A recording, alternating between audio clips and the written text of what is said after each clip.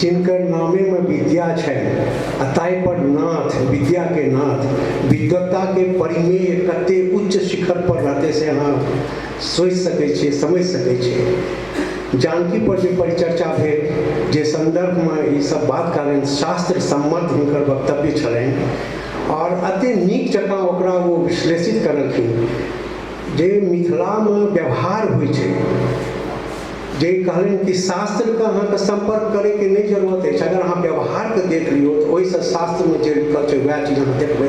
एकर अलावा जे बहुत रेलिवेंट चीज ओ कहलखिन जे मिथिला में रहनिहार कोनो भाषा के, कोनो जाति के, कोनो धर्म के लोग होय सब मैथिल छै। ई अनेकता में एकता के बहुत बड़का सूत्र वाक्य देलनि, ताहि लेल हुनका बहुत बहुत साधुवाद। जे चर्चा के विषय छलै मिथिला सामाजिक सांस्कृतिक एवं वैश्विक गरिमाक आधारशिला जानकी। जानकी स्त्री शक्ति प्रतीक छली। ओही स्त्री के प्रतीक के रूप में आइ हमरा सबक बीच राज्यसभा के सांसद डॉक्टर महुआ माँ जी आयल छै। हम चाहब जे कनी जोरदार करतब ध्वनि से हुनकर स्वागत करियौ। हमर आजू कार्यक्रम ओ मुख्य अतिथि सेहो छथि, कनी विलम्ब भेलनि चूँकि हुनको बहुत तरह के प्रोटोकॉल छलनि। अते व्यस्तता के बावजूद वो समय निकालि के एली, ताहि लेल हृदय से हुनका प्रति आभार प्रकट करै छी करतब ध्वनि से हमसब। और हुनका से आग्रह करबनि, मैम मैथिली समझ सकती हैं आप, तो हुनका से आग्रह करबनि जे ओ विद्यापति पर पुष्पांजलि पहिने करथि।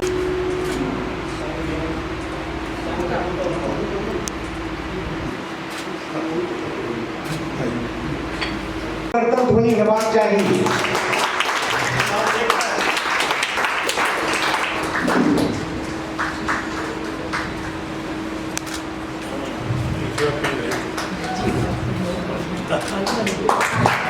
वाह, बहुत बहुत धन्यवाद।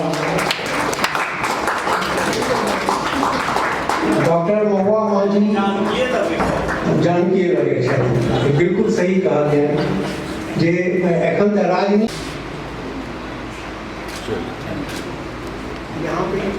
रांची द्वारा आयोजित आज के इस त्रिदिवसीय विद्यापति स्मृति पर्व समारोह में मंच और इस सभागार में उपस्थित मैथिली समाज के सभी परम आदरणीय गुरुजनों, विद्वज्जनों, आप सभी को मेरा नमस्कार, प्रणाम और जोहार भी।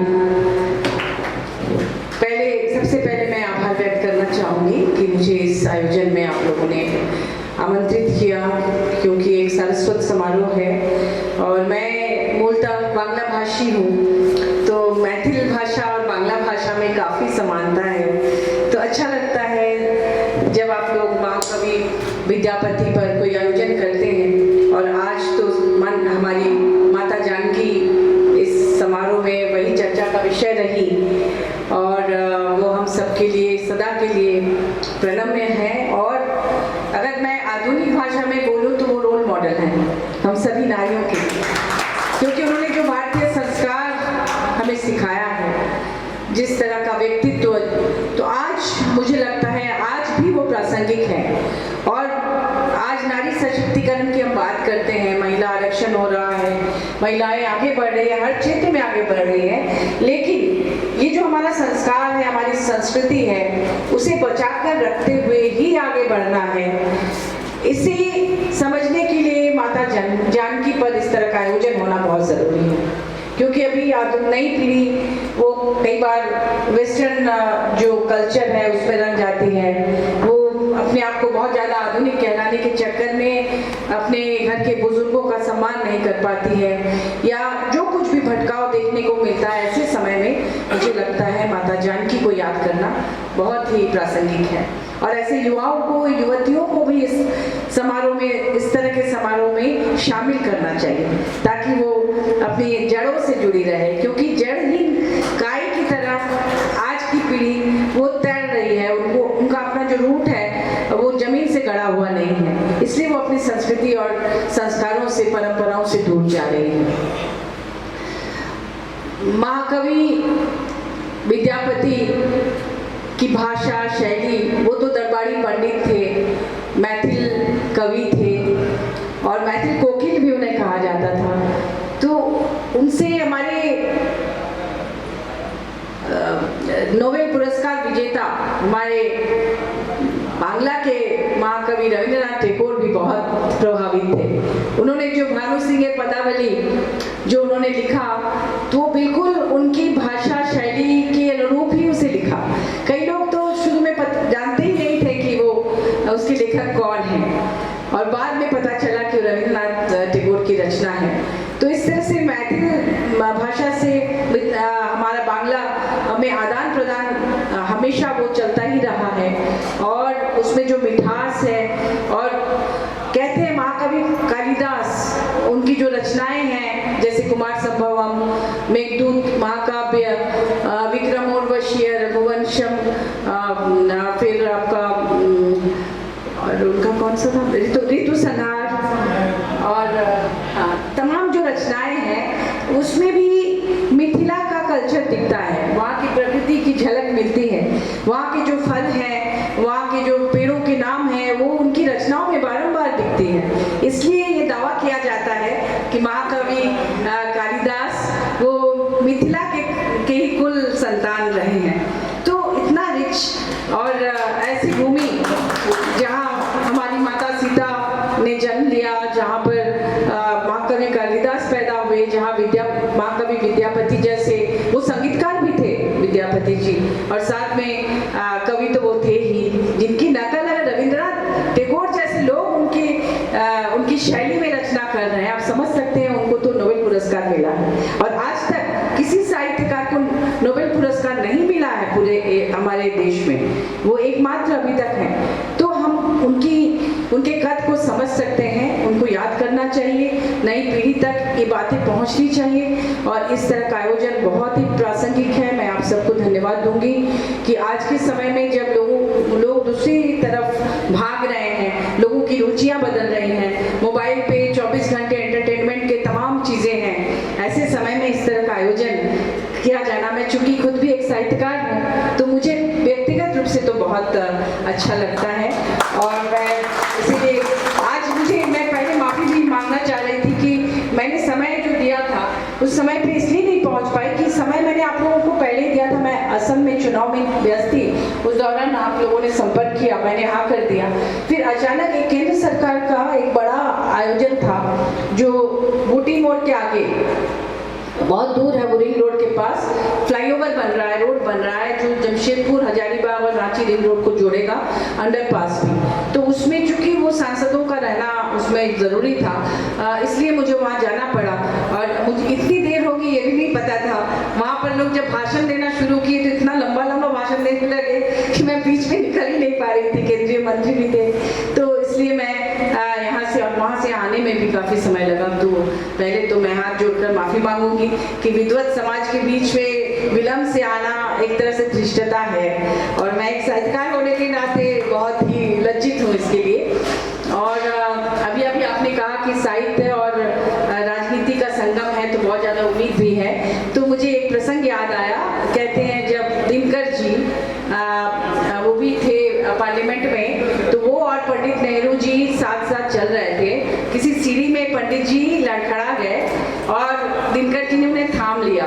तो पंडित जी ने धन्यवाद कहा, तो उन्होंने कहा धन्यवाद देने की आवश्यकता नहीं है, जब जब राजनीति लड़खड़ाएगी साहित्य उसे उसी तरह से थाम ले।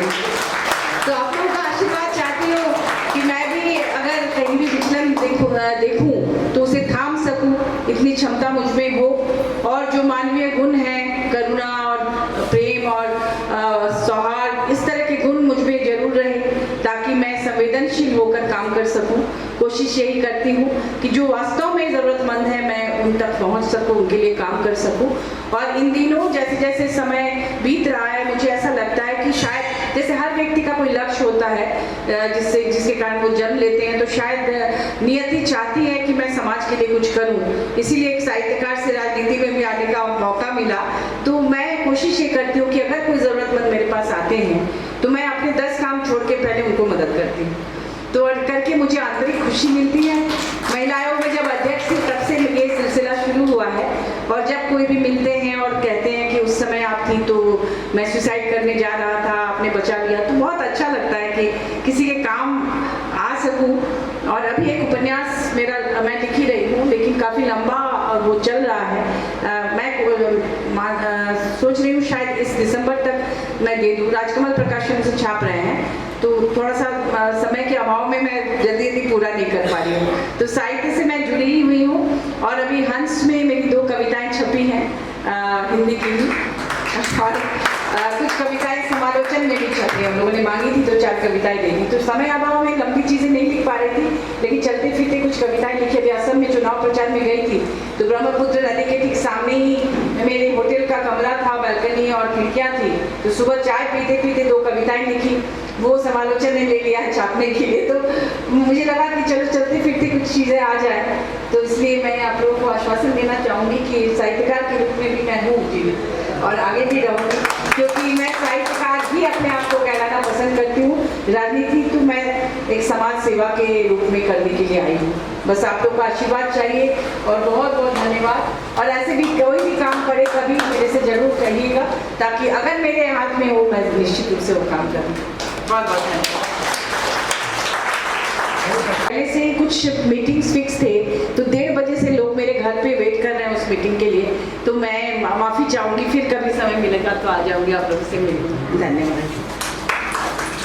बहुत बहुत धन्यवाद। आप में क्षमता है, आप में गुण है, आप एक ऊंचाई को जरूर टच करेंगी। हमारी शुभकामनाएं मंच की तरफ से। माननीय सांसद महोदया जा रही हैं अकेडमी और उसके साथ साथ ललित कला अकेडमी और संगीत नाट्य अकेडमी यहाँ बन जाए। तो मैंने माननीय मुख्यमंत्री जी को कई बार ज्ञापन दिया और आप लोगों को जानकर खुशी होगी कि ये ऑलरेडी कैबिनेट से पारित हो चुका है। और ये बात पता नहीं, अखबार वाले आजकल खाली नेगेटिव न्यूज़ ज़्यादा छापते हैं, पॉजिटिव न्यूज़ कम छापते हैं, क्योंकि अब तक आप सबको पता हो जाना चाहिए था, लेकिन न्यूज़ शायद उस तरह से नहीं आया। कैबिनेट से इसे पारित हमने करा दिया है माननीय मुख्यमंत्री जी से कहकर। अब वो फॉर्म करने के लिए जो बिल्डिंग और ये तमाम चीज़ें चाहिए होती हैं, वो सब अब शुरू हो रहा है। तो तीनों अकेडमी है, सिर्फ साहित्यकारों के लिए नहीं, बल्कि जो ललित कला में है, किसी भी तरह का पेंटिंग या आर्ट, कल्चर, डांस, नाटक, हर चीज़ के लिए तीनों अकेडमी मिलकर पूरे झारखंड का रूप रंग बदल देगा। बहुत बहुत धन्यवाद। को जरूर टच करेंगी। हमारी शुभकामनाएं मंच की तरफ से। आप आगे बढ़ें, हम लोग आपके साथ हैं। आपका बहुत बहुत धन्यवाद, आभार। माननीय सांसद महोदया जा रही हैं। सांसद महोदया, धन्यवाद भाई साहब। इतने विद्वानों के बीच में आए हमरा सबके लगातार एक